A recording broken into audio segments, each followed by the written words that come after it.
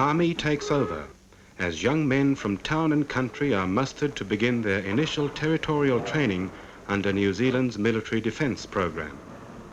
For most of them, it will be their first experience of Army life, and under the revised training system, they will gain a wider knowledge of world affairs, become physically fitter, and above all will learn the reason for everything they do during this period as soldier citizens of New Zealand.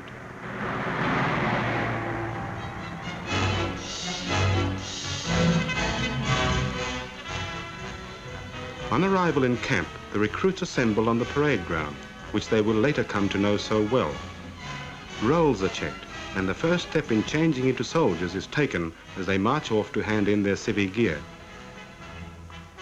In the clothing store, individualities become less pronounced as the many serviceable items of military clothing are tried on. The Army has 3 sizes now, too big, too small, and just right. In the good old days, they seem to have only 2 sizes. Things have improved. As they make their way back to their huts, the new recruits wonder about the unknown future of their first military camp. One is confronted with the grim thought that he too may look like that.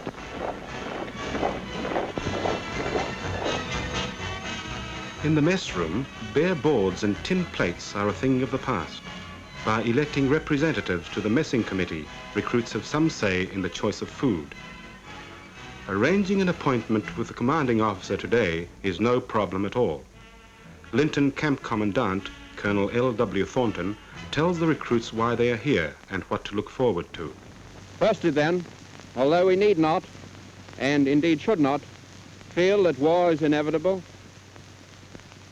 the state of international relations gives us small cause to believe that peace is assured.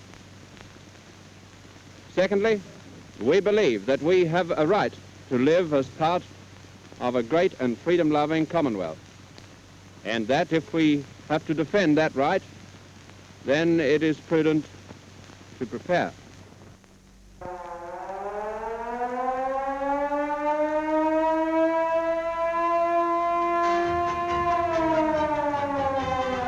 At the start of basic training, the 24-hour clock system is a bit confusing, but they soon learn that Reveille is at 0630 hours and the first period at 0800 hours.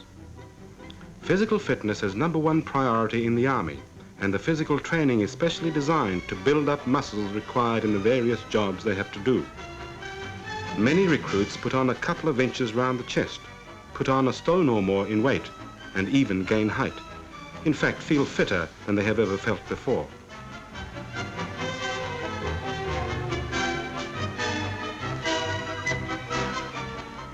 Although nowadays emphasis is placed on fieldcraft and weapon training, recruits still get their share of parade ground drill. The work of the screaming skulls and the bulls is still carried on by experienced and obviously sympathetic instructors.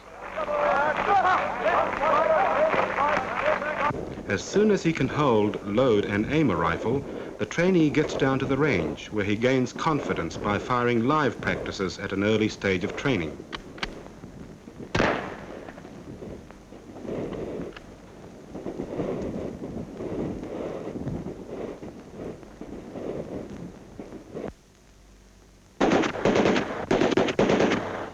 The recruits get quite a kick out of firing the Sten submachine gun.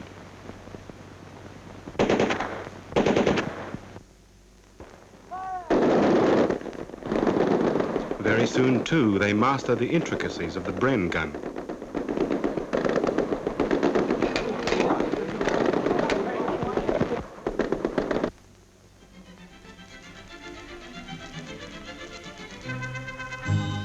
Learning the art of personal camouflage gives scope for artistic talent. The recruits endeavor to disguise themselves as part of the local landscape.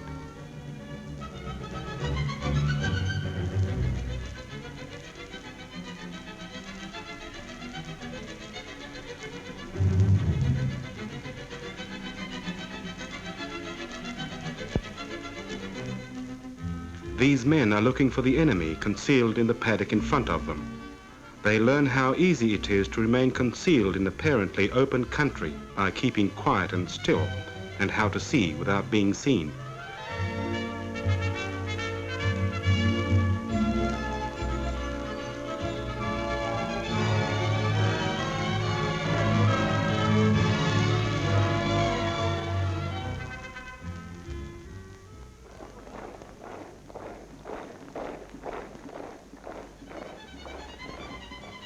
Towards the end of basic training, the recruits put in a lot of work on the confidence course, a grand national course designed to disconcert even the most confident individuals.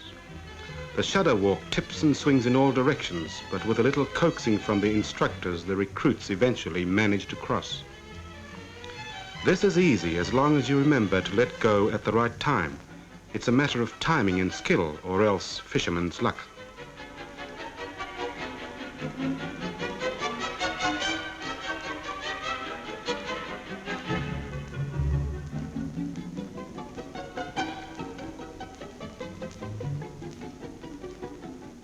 The confidence course is one place where the recruits begin to realize and appreciate the benefits of physical fitness attained with the aid of Army PT.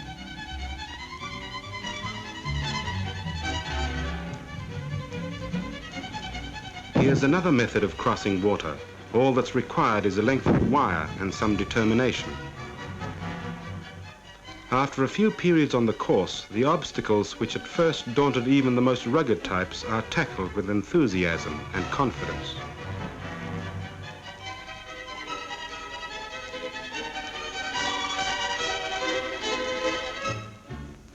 Punctuality and tidiness are things the Army insists on. This recruit has an appointment with a leave parade, so maybe there's some excuse for the hurry. The RSM always seems to turn up at the wrong moment.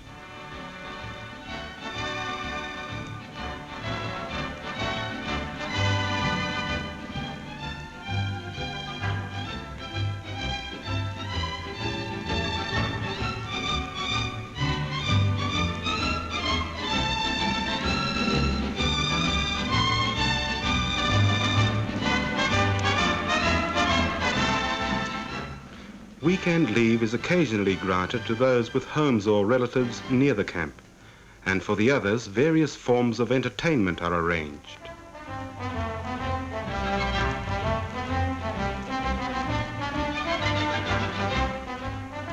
Those who don't go on leave are looked after by the Army Education Service, which offers hobby huts, facilities for studying, a cinema and a well-stocked library where recruits can relax in comfortable surroundings.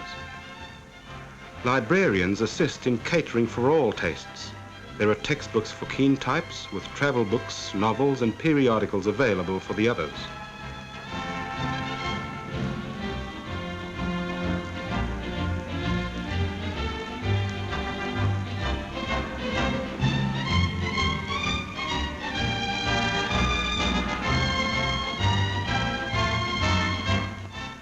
Major General Sir Howard Kippenberger reviews the troops after they have finished their basic training. They have learnt what every soldier has to know about drill, rifles, light machine guns and field craft. Next, according to selection, they will train as specialists, as engineers, gunners, infantrymen and all the other technical branches that go to make a modern army.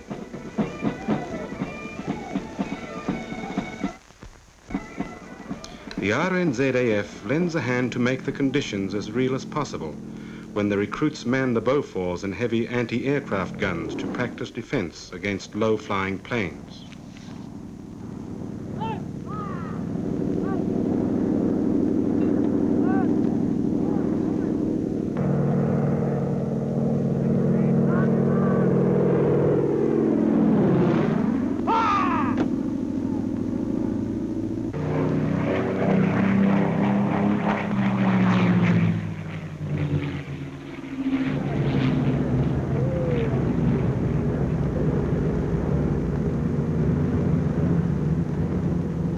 In the meantime, the 25-pounders are brought up, and as soon as a radio and telephone hookup is made, the young gunners lay and fire the guns under the watchful eye of an instructor, and by their accuracy soon show promise of being able to uphold the reputation gained by the New Zealand gunners on active service.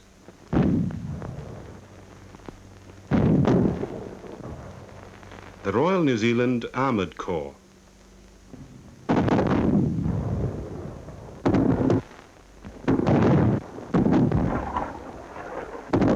To keep this modern version of the old mounted rifles in action, it takes gun fitters, wireless operators, petrol and diesel mechanics, as well as tank commanders, gunners and drivers.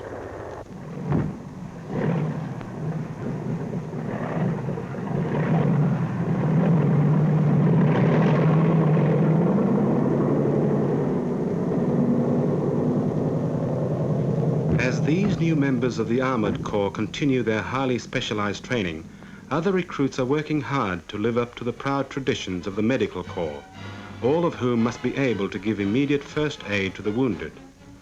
Some are trained as male nurses and others learn dispensing, jobs they'll also find useful in civvy life.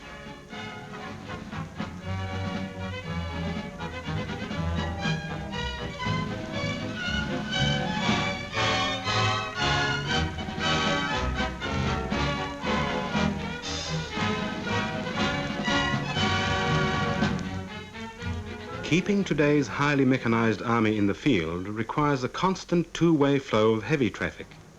Roads and bridges must be kept open, and that's the job of the engineers. These men erecting a Bailey Bridge are all building up their trade on professional background, as well as becoming useful members of New Zealand's defence team. As with recruits in the other specialist units, they have been given as far as possible army jobs that make use of their civvy experience. The infantry puts into practice all the lessons of fieldcraft and the confidence course as they start on a timed run of an assault course. So that they may really get the feel of advancing under fire, a Bren gun fires bursts above them, well above.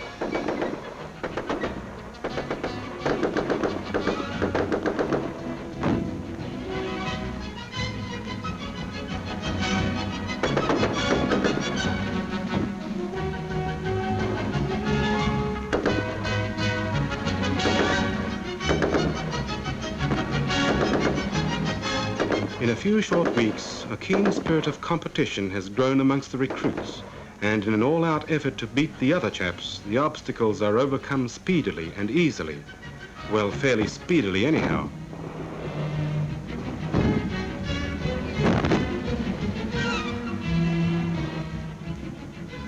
A sergeant checks individual times as they complete the course and endeavor to fire 5 accurate rounds.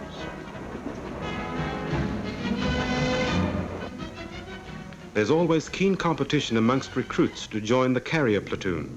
The pleasure of riding rather than marching, plus a few thrills, is a great attraction.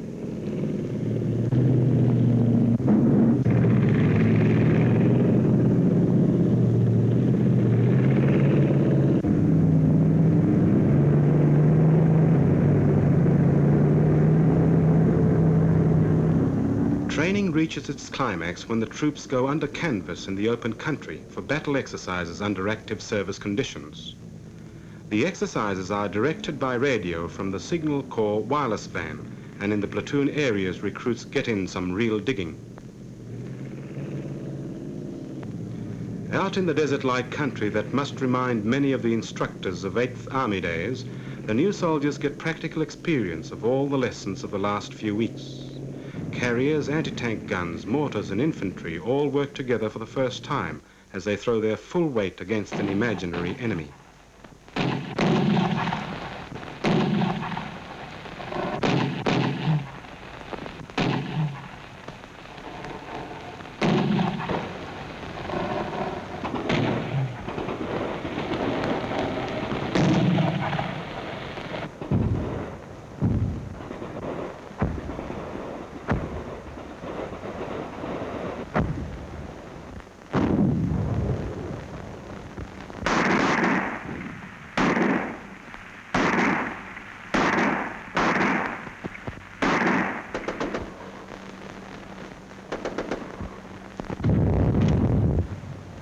A demonstration of the demoralizing effects of the flamethrower brings the maneuvers and this first military training period for these young New Zealanders to a close.